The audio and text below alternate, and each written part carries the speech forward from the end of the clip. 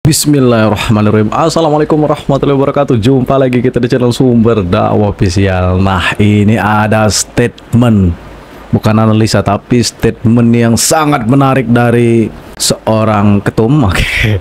Bukan ketum partai, bukan ketum parpol, tapi ketum ormas. Oke, langsung saja kita mulai videonya tanpa berlama-lama.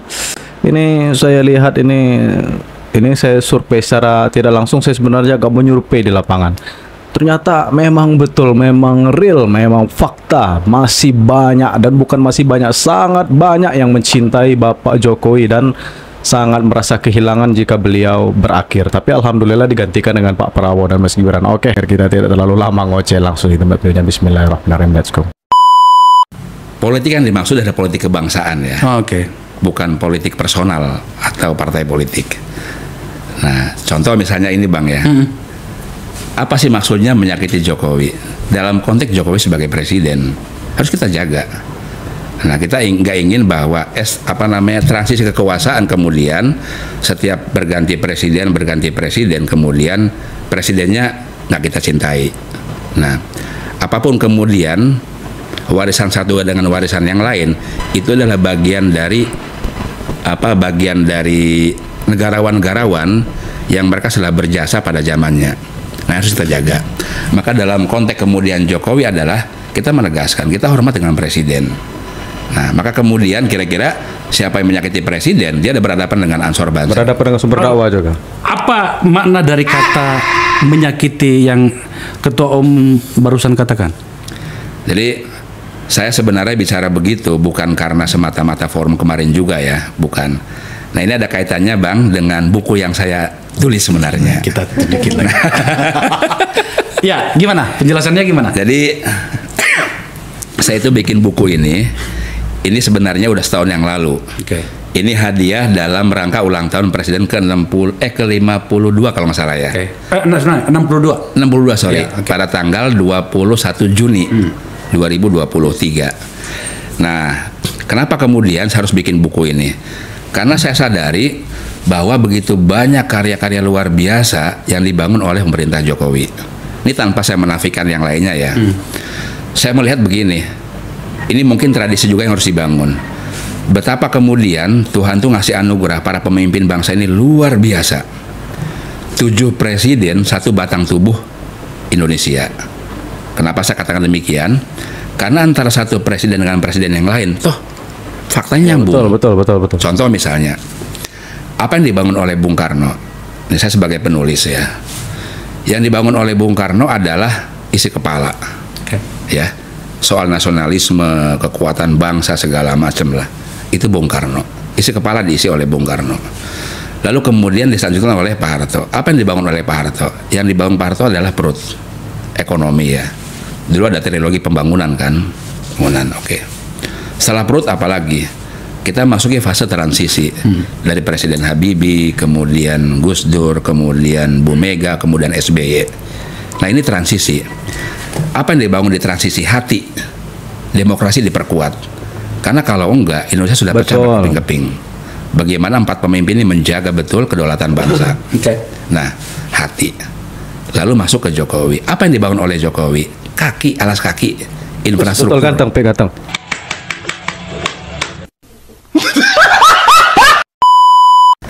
Maka kemudian dalam sebuah bangsa, kalau isi kepala sudah dibangun, perut sudah diisi, hati sudah diperkuat, alas kaki sudah, PR berikutnya apa? Lari sumber daya manusia kita Bang. Nah, maka kemudian menurut saya ini anugerah luar biasa. Toh meskipun ada kompetisi pilpres, faktanya antara satu dengan yang lain saling berkesinambungan. Nah, pas pada zaman Jokowi inilah kemudian saya memotret luar biasa. Saya apresiasi betul beliau karena memang betul kunci transportasi adalah penghubung dari semua hub-hub bisnis. Nah, maka kemudian saya pikir layak untuk saya bikin buku.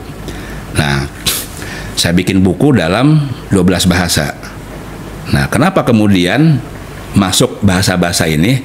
Karena setelah saya teliti, saya anggap bangsa-bangsa ini merepresentasikan kekuatan-kekuatan dunia. Nah, jadi 2 buku ini yang bahasa Indonesia, bahasa Inggris, Kompas penerbitnya dan Kompas edarkan. Lalu yang 10 bahasa, ini publisher dunia yang menerbitkan. dan sebentar lagi akan muncul di seluruh perpustakaan dunia dan kampus-kampus terbaik dunia. Harapannya apa? Sederhana saja, supaya kalau mereka cari Indonesia, mereka mendapatkan buku dari sumber aslinya ini. Nah, maka kemudian kaitannya dengan itu, saya pikir beliau sangat luar biasa. Itulah yang Betul, saya Bang Den. apresiasi, saya jaga, dan demikian juga presiden ke depan harus saya jaga sebagai sebuah kesinambungan gitu. Sebuah niat dan kearifan yang layak kita apresiasi ya.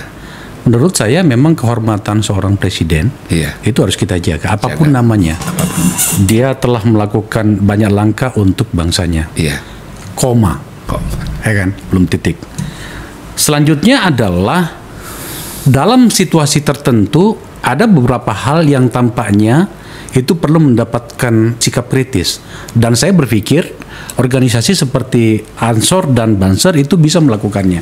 Apa yang saya maksud, katakanlah misalnya dalam fase pemerintahan Pak Jokowi 10 tahun. Karena jelek-jelek begini juga saya ada andil pada bagian awal gitu kan. Iya. Ada beberapa hal yang tampaknya terabaikan. Contoh menyangkut dengan bagaimana penegakan hukum itu bisa menjadi marwah, menjadi sebuah bangsa yang bermartabat. Betul. Apa kritikan yang paling krusial dari Ansor menyangkut itu?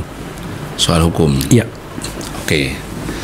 Nah, kalau kita melihat memang supremasi hukum sebenarnya tentu kalau masalah-masalah di bawah ya, yang tidak semua tertangani mungkin betul ada.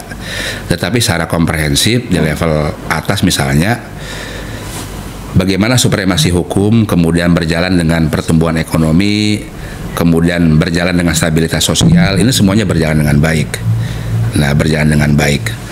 Nah, memang tentu kalau mencari kepuasan 1000% tentu nggak bisa didapat, susah. Tetapi kalau kita melihat secara keseluruhan, semuanya masih oke, masih fine ya.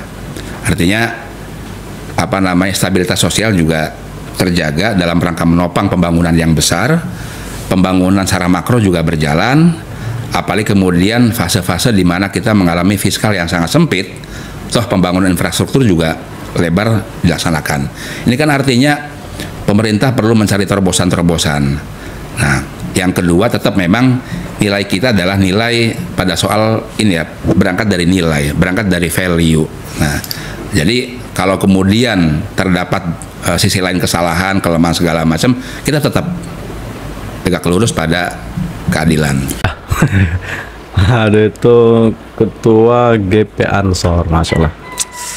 Duh, memang Pak Jokowi makin lama makin banyak dicintai. Pokoknya tetap jaga persatuan Indonesia, jangan mau terpecah belah. Tulis di kolom komentar apa pendapat kalian. Hujat menghujat Pak Jokowi, caci maki Pak Jokowi, kritikan. Sebenarnya bukan ke kritik, tapi lebih ke cacian, lebih ke cacian dan ke fitnah. Saya akhiri, tetap jaga persatuan Indonesia, jangan mau terpecah belah, jangan mau diadu domba. NKRI harga mati, dan tentunya tetap kawal kemenangan Pak Prabowo dan Mas Gibran. Wabillahi taufiq wal hidayah. Wassalamualaikum warahmatullahi wabarakatuh.